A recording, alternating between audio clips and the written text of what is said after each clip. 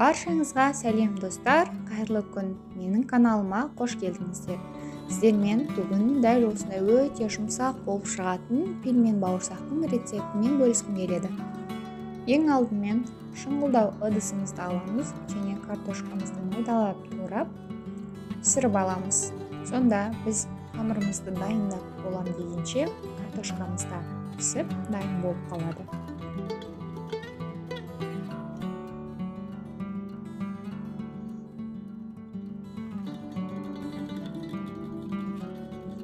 Міне енді картошкамыздың үстіне су құйып, отқа қойып қоямыз. Ал енді қамырын дайындап аламыз. Бізге қажет заттар бұл сүт, су, сары май, ұн, тұз, қант және сода. Алдымен ыдысымызға сары майымызды саламыз және ұнның жартысын саламыз.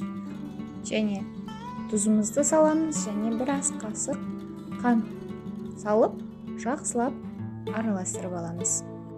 Ұн мен сары майды жақсылап араластырып үгітіп алған соң, қалған ұнды да үстіне қосамыз.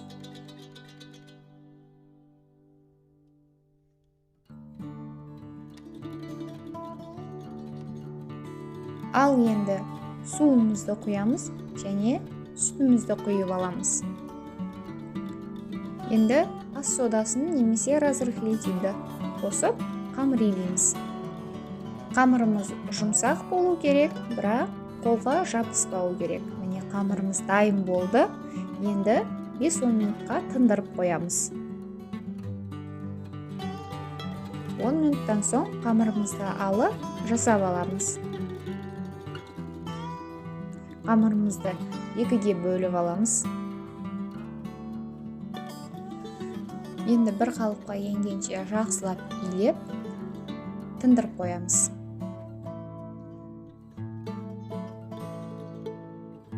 Қамыр дайын болғанша біздің картобымыз қайнап пісіп қалды. Енді салмасын дайындап аламыз. Картобымызды алып, вилканың көмегімен жақсылап езіп аламыз.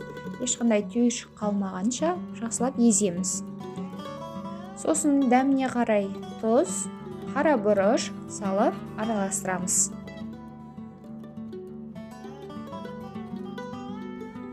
Салмамыз дайын. Енді қамырымызды жайып аламыз.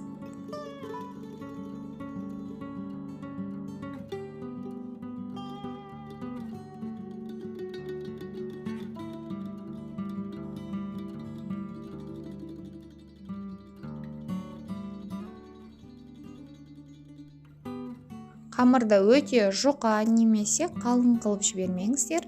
Bir қалыпта болу керек.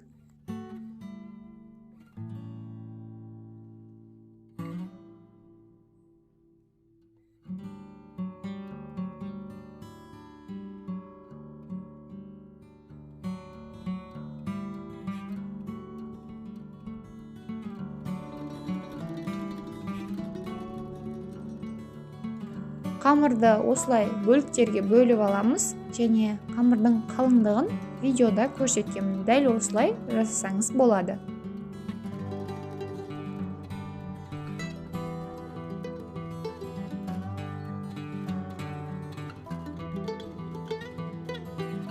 Енді салмасын салып, пельменімізді түйіп шығамыз.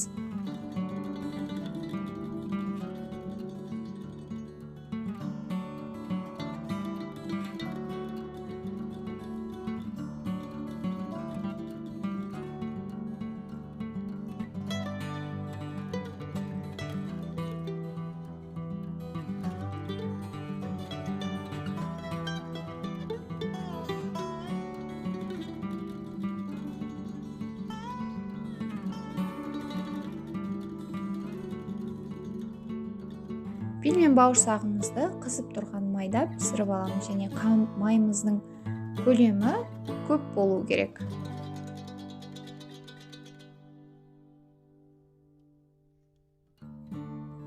Қараңыздаршы, өте әдемі қып-қызыл болып пісіп жатыр.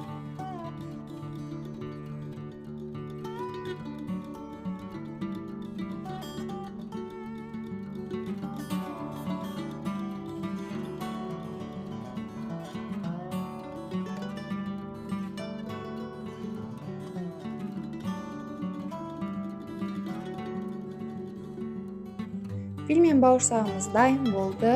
Өте әдемі, дәмді, жұмсақ болып шықты. Сіздерге де осы рецептімен жасап көруді кеңес беремін. Видеом сіздерге ұнаса және пайдалы болған болса, каналыма тіркеліп, лайк басып кетуді ұмытпаңыздар. Барлықтарыңызға ас болсын.